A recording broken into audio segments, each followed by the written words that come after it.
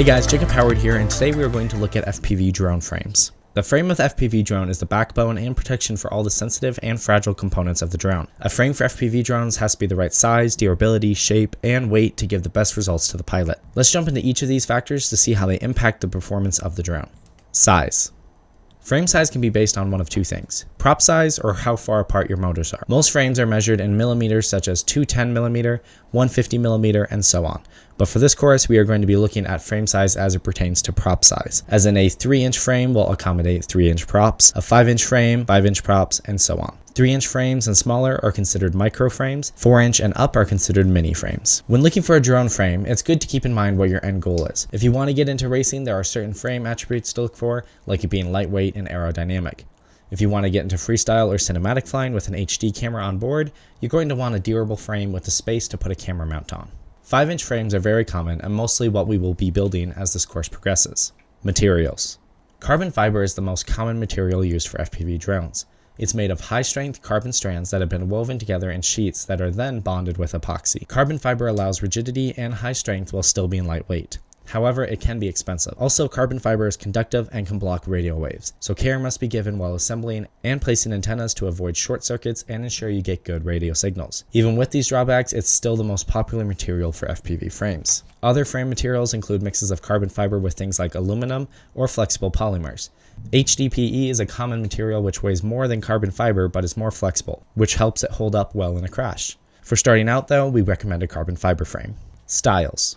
Frames come in lots of different shapes and sizes, the main shapes being X and H, with a few variations on both, such as the Hybrid X, Stretched X, Dead Cat, and True X. Each style of frame has advantages and disadvantages. Some, like the Dead Cat frame, will help to keep props out of view of your FPV and HD camera.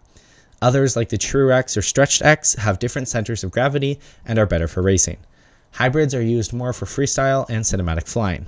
The two main styles of drone frames that we will be focusing on are racing and freestyle frames. Racing frames tend to be more lightweight and more aerodynamic.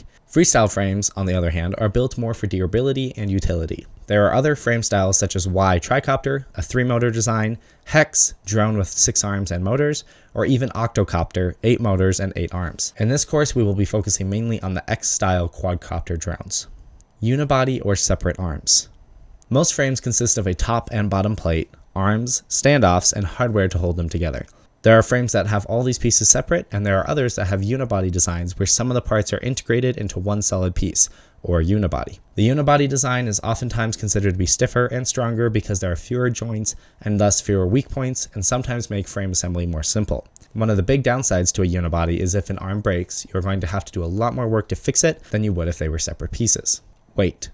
Frame weight is something to consider depending on what style of flying you're going for. If you're planning on racing, you're going to want a frame that is light as possible but still able to recover from a crash. So, skinnier arms, thinner carbon fiber, and a smaller center frame. For freestyle flying, you're going to want a frame that can withstand a lot of abuse. That means thicker, less aerodynamic arms, thicker carbon fiber all around, and strong hardware. Battery placement. Battery placement is largely determined by what kind of frame you get. Most racing frames will have the battery slung on the bottom. This helps improve cornering and handling because the weight is under the center of gravity. One of the drawbacks to an underside battery is it's more exposed in a crash and prone to get damaged. Freestyle frames normally have the battery mounted on top of the frame. This helps protect the battery in a crash. Pods.